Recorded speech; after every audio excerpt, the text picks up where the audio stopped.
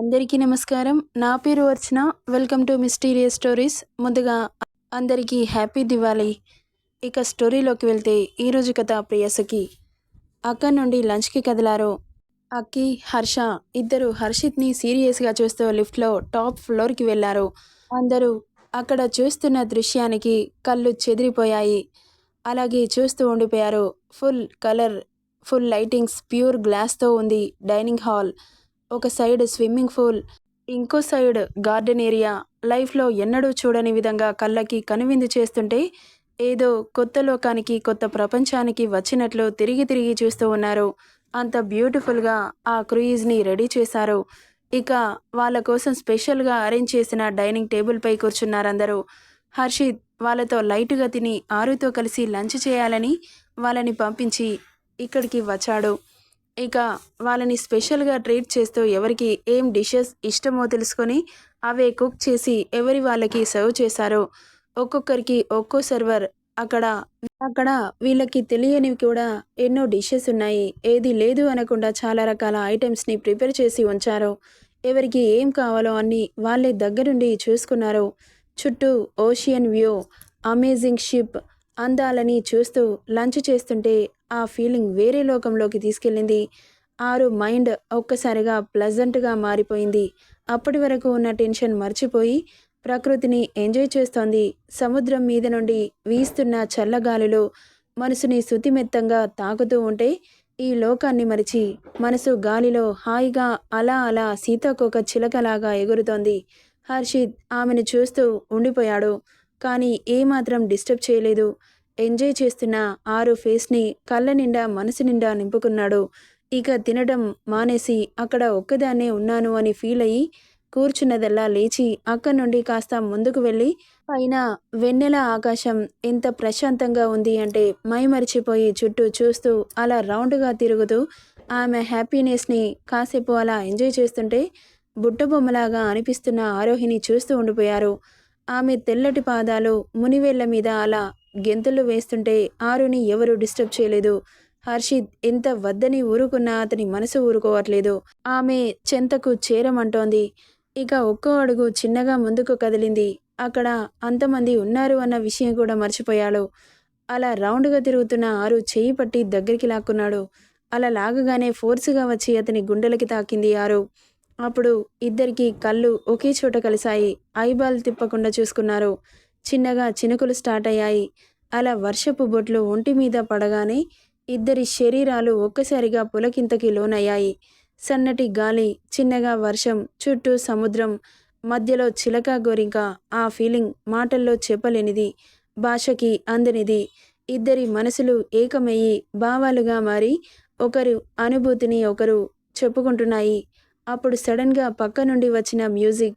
వెన్నెల తెలుసే నాకు వర్షం తెలుసే, నేను కలిసాకే వెన్నెల వర్షం తెలుసే, మౌనం తెలుసే నాకు మాట తెలుసే, మౌనంలో దాగుండే మాటలు తెలుసే, కన్నులతో చూసేది కొంచెమే, గుండెల్లో లోతే కనిపించని, పై పైన రూపాలు కాదులే, లోపలి ప్రేమి చూడాలిలే, ఏ నిజమేనే చెబుతున్నా జానే జానా, నిన్నేనే ప్రేమిస్తున్నా, నిజమేలే చెబుతున్నా ఏదేమైనా, నా ప్రాణం నువ్వంటున్నా అని హీరో హీరోయిన్స్ రెయిన్ డ్యాన్స్ వేస్తూ ఉంటే నిజంగా ఓ సినిమా తలపించింది అక్కడంతా.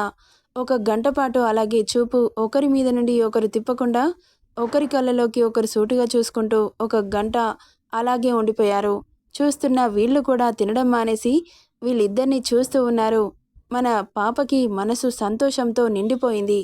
కానీ బాడీలో నీరసం వచ్చి కాళ్ళు లాగడంతో మెల్లగా తేరుకొని చుట్టూ చూసింది. బట్టలన్నీ తడిచిపోయి అప్పుడు చల్లగాలి వీస్తుంటే వర్షంలో తడిచిన కోడిపిల్లలా ముడుచుకుపోతుంటే తడి బట్టల్లో ఉన్న ఆరుని చూసి అతను వేసుకునే జర్కిన్ తీసి ఆమెకు తొడిగాడు.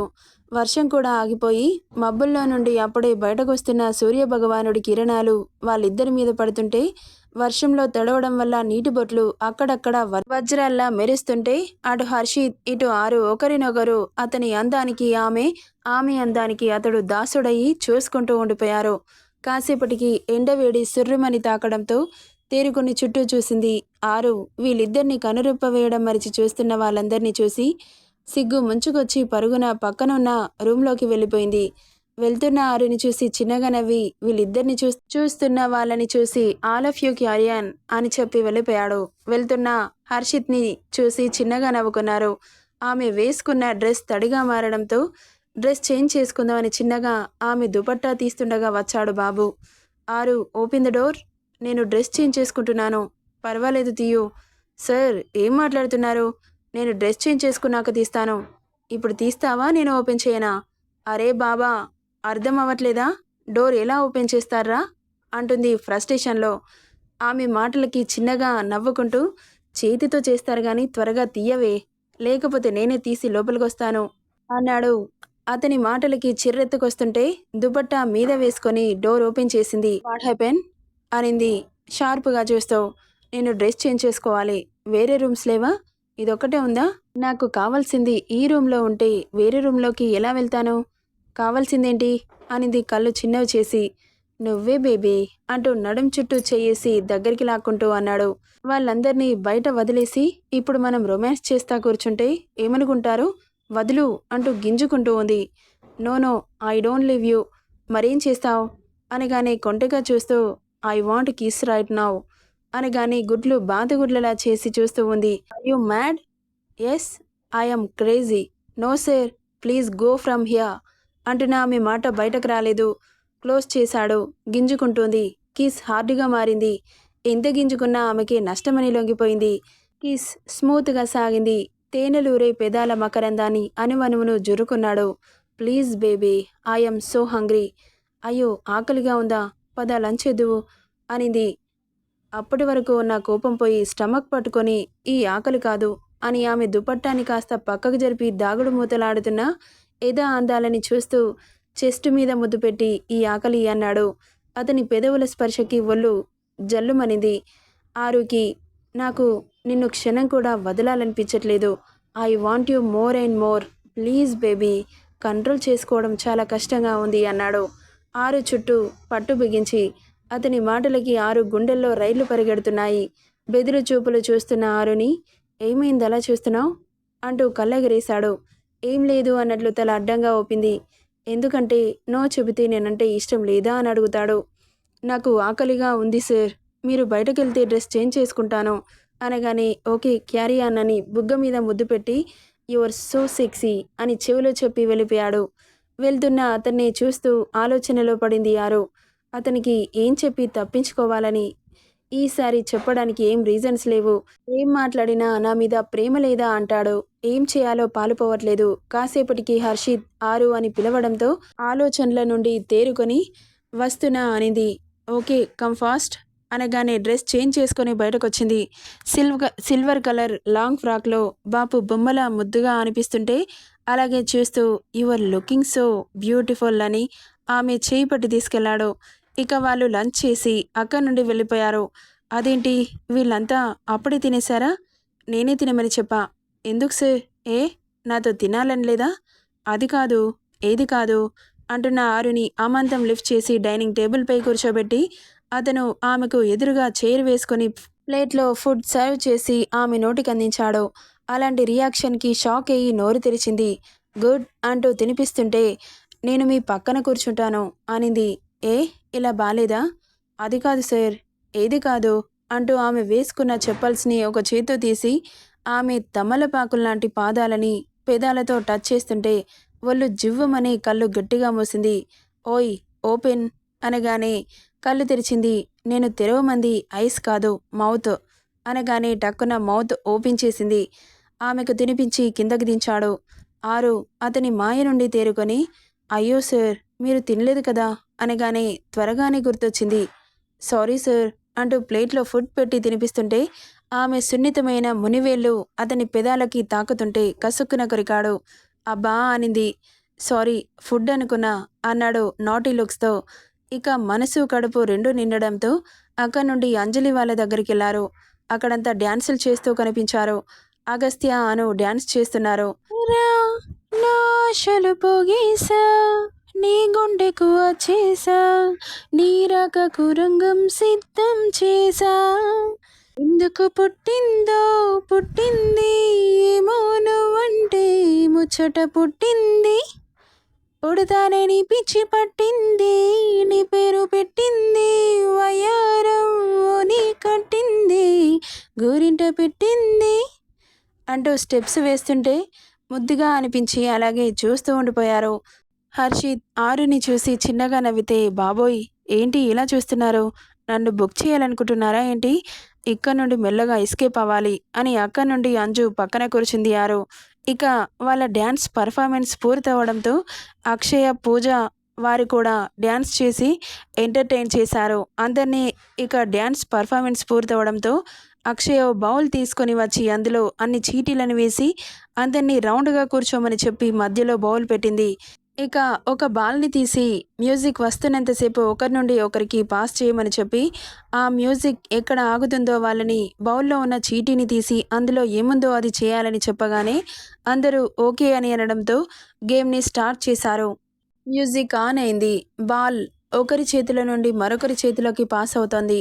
అలా ఒక్కొక్కరి చేతి నుండి వెళ్తున్న బాల్ మ్యూజిక్ ఆఫ్ అవ్వగానే అది వెళ్ళి సరాసరి నిత్య, కిరణ్ చేతిలో ఉంది.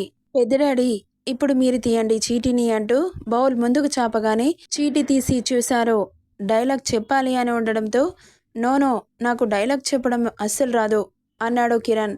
అంత లేదు మావయ్య, మీరు చెప్పాల్సిందే, పెద్దడాడీ మీరు చెప్పాల్సిందే అంటూ అరుస్తుంటే ఓకే ఓకే అని నిత్యని ఎదురుగా నిలబెట్టుకొని, నేను చచ్చిపోతే నువ్వు ఏడుస్తావో లేదో తెలీదు కానీ నువ్వు ఏడిస్తే నేను చచ్చిపోతా అంటున్న కిరణ్ని చూసి చిన్నగా నవ్వుకున్నారందరూ. ఇక అక్కడి నుండి మ్యూజిక్ వస్తుంటే బాల్ పాస్ అవుతూ ఉంది.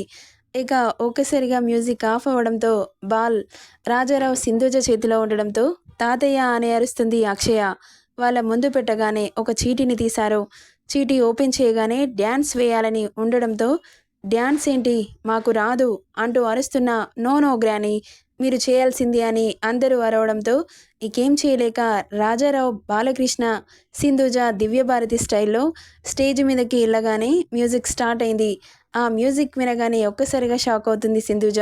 ఈ సాంగ్కి నేను డ్యాన్స్ వేయలేను, అస్సలు వేయలేను అంటూ స్టేజ్ దిగుతుండగా రాజారావు చేయి పట్టి లాక్కెళ్ళి స్టెప్స్ వేయిస్తూ ఉన్నాడు చిన్నగా. ఎన్నెన్నో జన్మల బంధం నీది నాది, ఎన్నటికీ మాయని మమత నాది నీది, ఒక్క క్షణం నిన్ను వీడి నేనుండలేను, ఒక్క క్షణం ఈ విరహం నే తాళలేను అని వస్తుంటే చిన్నగా స్టెప్స్ వేస్తూ ఉన్నారు. వాళ్ళిద్దరిని చూస్తుంటే ముచ్చటగా అనిపించింది అందరికీ. ఇక నెక్స్ట్ బాల్ పాస్ అయ్యి మ్యూజిక్ ఆఫ్ అవ్వగానే అంజలి చేతిలో ఉంటుంది బాల్. బౌల్లో ఉన్న చీటీ తీసి చూడగానే సాంగ్ పాడాలి అని ఉండడంతో నాకు సాంగ్స్ రావు, మావయ్య కోసం నువ్వు ఏదో ఒక సాంగ్ పాడాల్సిందే అత్త అంటూ అరుస్తారు అక్షయ, వరుణ్. అవును మామ్, డాడ్ కోసం నువ్వు పాడాల్సిందే అంటుంటే ఇక వాళ్ళ గోల భరించలేక హర్షని చూస్తుంది. అతను చాలా సీరియస్గా కనబడ్డాడు. మూతి ముడుచుకొని సైలెంట్గా కూర్చుంటుంటే అత్త మాకు తెలీదు, నువ్వు పాడాల్సింది అని అరుస్తుంటే వీళ్ళని పట్టించుకోకుండా మొబైల్లో తలదిర్చి చూస్తూ ఉన్నాడు హర్ష. ఇక సాంగ్ పాడితేనైనా కూల్ అవుతాడేమో అనిపించి స్టార్ట్ చేసింది.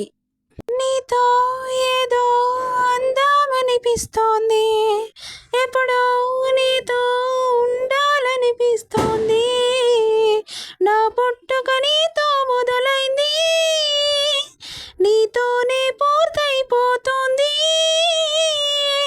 ఇంకెలా చెప్పను మాటల్లో వివరించి, నీకెలా చూపను నా మనసింతకు మించి అంటూ పాడుతుంటే చిన్నగా స్మైల్ అలా వచ్చి ఇలా వెళ్ళిపోయింది. ఇక అక్కడి నుండి వెళ్ళిపోయాడు. వెళ్తున్న హర్షని చూస్తూ ఉండిపోయారు అందరూ. హర్ష వెనకాలే వెళ్ళింది అంజు. ఇక మ్యూజిక్ స్టార్ట్ అయింది. నెక్స్ట్ బాల్ హర్ష చేతిలో పడింది. బావా అంటూ అరిచింది. చీటీ తీసి చూశాడు. కవిత చెప్పాలి అని ఉండడంతో ఎస్ బావా చెప్పేసే అనింది అక్షయ. ఆరుని చూసి చిన్నగా నవ్వి ఆమె కళ్ళలోకి సూటిగా చూస్తూ ఏం చెప్పాడో నెక్స్ట్ పార్ట్లో చూద్దాం. సాంగ్స్ ఎక్కువయ్యాయని ఫీల్ అవ్వకండే, ఏం జరుగుతుందో నెక్స్ట్ పార్ట్లో చూద్దాం. ఈ స్టోరీ ఎలా ఉందో కామెంట్ చేయండి guys. Thank you for listening.